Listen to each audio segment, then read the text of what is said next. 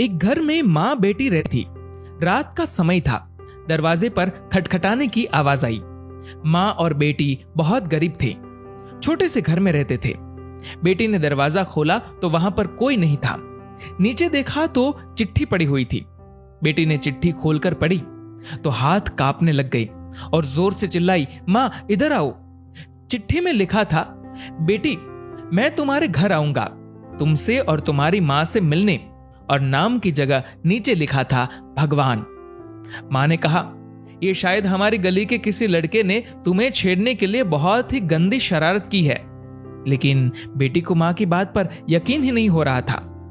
बेटी बोली, माँ पता नहीं क्यों मुझे यह सच लग रहा है। माँ को मनाकर बेटी और माँ दोनों तैयारी में लग गई। घर भले ही छोटा सा था लेकिन दिल बहुत अमीर। घर पर एक चटाई थी मेहमानों के लिए। वह ट्रंक से निकालकर बिछा दी और रसोई घर में जाकर देखा तो खाने का एक दाना नहीं था। बेटी और माँ दोनों गहरी सोच में पड़ गए कि यदि भगवान सच में आ गए तो खाने में कुछ नहीं दे पाएंगे। आगे पीछे का कुछ नहीं सोचा। बचत के 300 रुपए बेटी के पास थे। पैसे लेकर वे दोनों छाता और कंबल लेकर किराने की दुकान के लिए निकल पड़े। बारिश होने वाली थी और ठंड भी बहुत ज्यादा थी। एक पैकेट दूध, एक मिठाई का बॉक्स और कुल 200 रुपए की चीजें खरीदकर वापस लौटने के लिए ऑटो ले लिया, क्योंकि उन्हें लगा शायद भगवान घर पर पहुंच गए होंगे। घर से थोड़ी दूर पहुंची तो देखा कि जोर से बारिश शुरू हो गई और सड़क किनारे एक पति पत्नी खड़े थे। ऑटो पास से गुजरा तो लड़के ने देखा उनके हाथ में छोटा बच्चा रो रहा था। स्थिति कुछ ठीक नहीं लग रही थी। ऑटो घर के दरवाजे पर पहुंचा। माँ ऑटो से उतरी ही थी कि बेटी से रहा नहीं गया। बोली, ऑटो वाले भैया जरा ऑटो को उनके पास ले लो। पास जाकर देखा तो बच्चे को तेज बुखार था और उनके पास खाने के लिए कुछ नहीं था। एक तरफ भगवान घर पर आने वाले हैं और दूसरी तरफ यह समस्या। बेटी ने सोचा, भगवान को मना लूंगी, लेकिन यदि इन्हें ऐसे ही हाल में छोड़ दिया गया तो भगवान बिल्कुल भी माफ नहीं करेंगे। बेटी ने जो जो खरीदा था सब उनके हाथ में थमा दिया और तो और बचे हुए 50 रुपए भी दे दिए और बोली, अभी मेरे पास इतने ही हैं, इसलिए रख लीजिए। बारिश हो रही थी तो छाता भी दे दिया और बच्चे को ठंड ना लगे इसलिए कंबल भी दे दिया। वहां से फटाफट घर पहुंची, ये सोचकर कि भगवान आ गए होंगे। लेकिन दरवाजे पर माँ खड़ी थी। बोली, आने में इतनी देर क्यों लगा दी बेटी?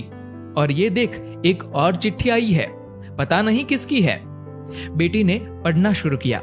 उसमें लिखा था, बेटी आज तुमसे मिलकर बहुत खुशी हुई। पहले से दुबली हो गई हो लेकिन आज भी उतनी ही सुंदर हो।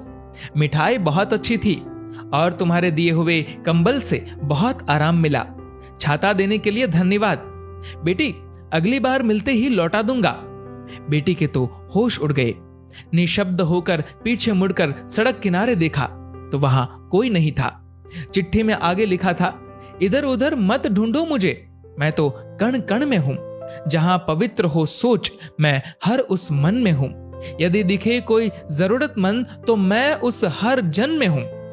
बेटी जोर से रो पड़ी और मां को सब बताया। दोनों बहुत भावुक हो गए और पूरी रात सो नहीं पाए। दोस्तों, अब आप सभी से एक प्रश्न है, क्या ये बेटी सच में गरीब थी? सोचिए और अपने दिल से इस सवाल का जवाब दीजिएगा, क्योंकि व्यक्ति मरने के बाद अपने साथ पैसे नहीं बल्कि कर्म लेकर जाता है। और जरूरी नहीं कि हर पैसे वाला व्यक्ति अच्छे कर्म लेकर जा रहा हो। इसीलिए कोशिश करें कि पैसों से अमीर हो या गरीब, लेकिन कर्मों से अमीर जरूर बने।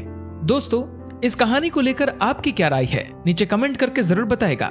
और अगर आपको ये वीडियो अच्छा लगा हो तो इस वीडियो को लाइक करेगा और शेयर करेगा। और ऐसे ही और भी इंस्पिरेशनल वीडियोस के लिए सब्सक्राइब करें हमारे यूट्यूब चैनल को और फेसबुक पर फॉलो करें हमारे पेज को।